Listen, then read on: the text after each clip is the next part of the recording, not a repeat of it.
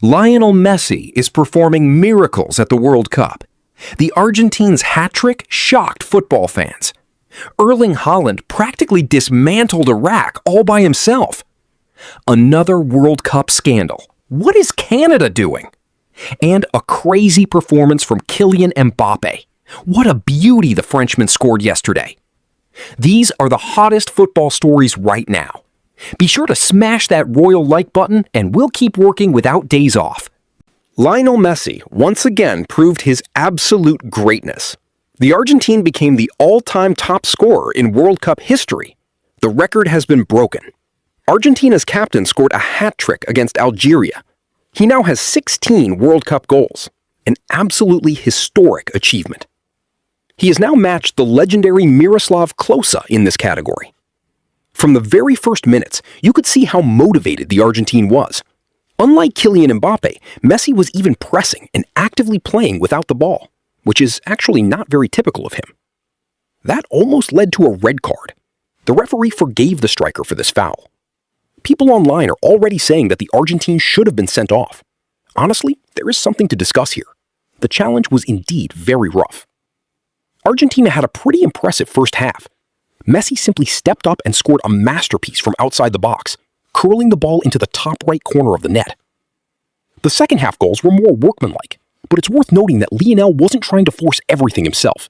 He wasn't constantly shooting, despite being highly motivated. Even the first goal came from a perfectly reasonable scoring position. On the second goal, Messi was simply the first one to react to the rebound. And on the third one, he probably expected Nico Gonzalez to score. Argentina's captain also became the oldest player to score a hat-trick in World Cup history, another incredible achievement added to his collection. Messi arrived at this World Cup in phenomenal form, and Klose may soon no longer have to share his goal-scoring record with Lionel. What can you even say? Pure greatness. Write your opinion in the comments. How did you like Messi's performance? England have had terrible luck at the World Cup. The Three Lions survived an earthquake and the theft of their equipment, but the problems didn't end there. Livramento suffered an injury right at the World Cup and has been ruled out of the squad. He was replaced by Trevor Chalobah. Thomas Tuchel likely chose Chalobah because of his versatility. Trevor is a center back, but he can also play as a defensive midfielder and even at right back. When talking about Norway, you can't forget Erling Haaland and Martin Odegaard. But we also shouldn't forget Alexander Sorloth and Julian Ryerson. Sorloth can practically force the ball into the net, along with any defender standing in his way. In physical battles, especially in the air, he has almost no equals. Add Ryerson, one of the best crossers in world football, and you get a very clear strategy for how Norway play. However, Norwegian football isn't only about crossing the ball to the tall Haaland and Sorloth. Against aggressive opponents, the Vikings simplify their game. But against teams that park the bus, they prefer to keep possession and break teams down in tight spaces rather than simply sending balls into the box. You shouldn't expect high pressing from this team. First, it's important that their strikers conserve their energy. Second, Norway don't really need to attack with most of the team. Their biggest stars are all up front.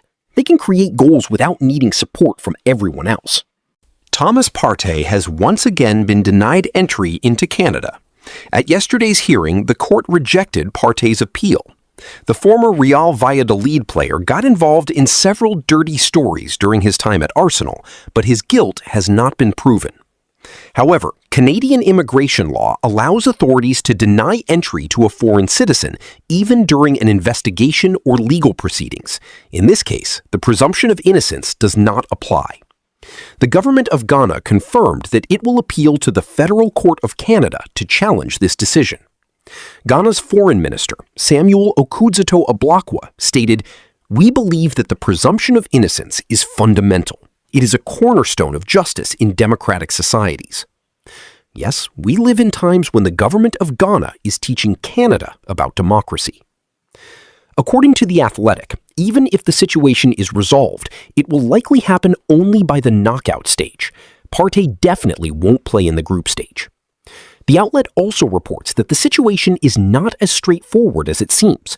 Apparently, in his visa application, Partey falsely stated that he had never faced criminal charges in any country or in Canada.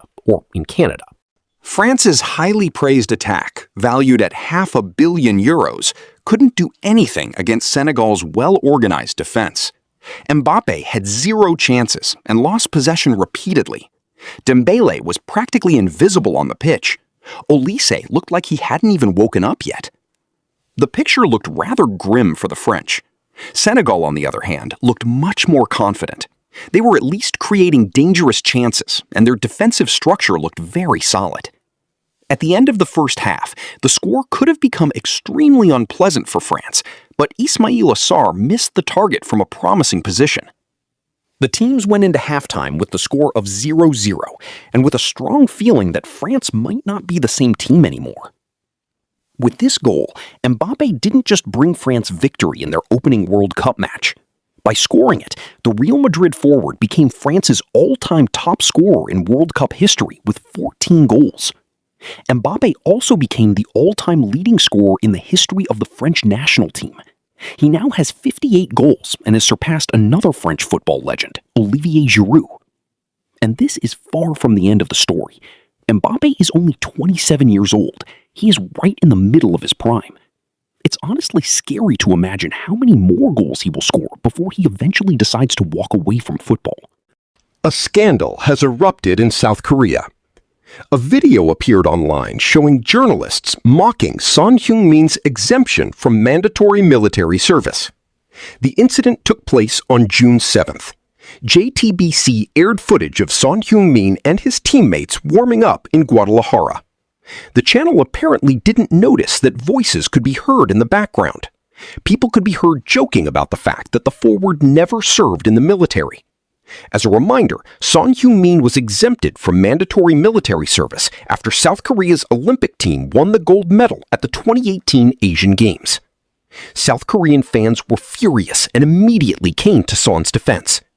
JTBC initially deleted the video, but later re-uploaded it following public pressure. The broadcaster claimed that the voices did not belong to reporters, but to unidentified individuals. However, access to the training base is restricted, so the people mocking Son were either his teammates, members of the national team staff, or journalists who had been granted access to the training session. Thank you for watching. See you next time.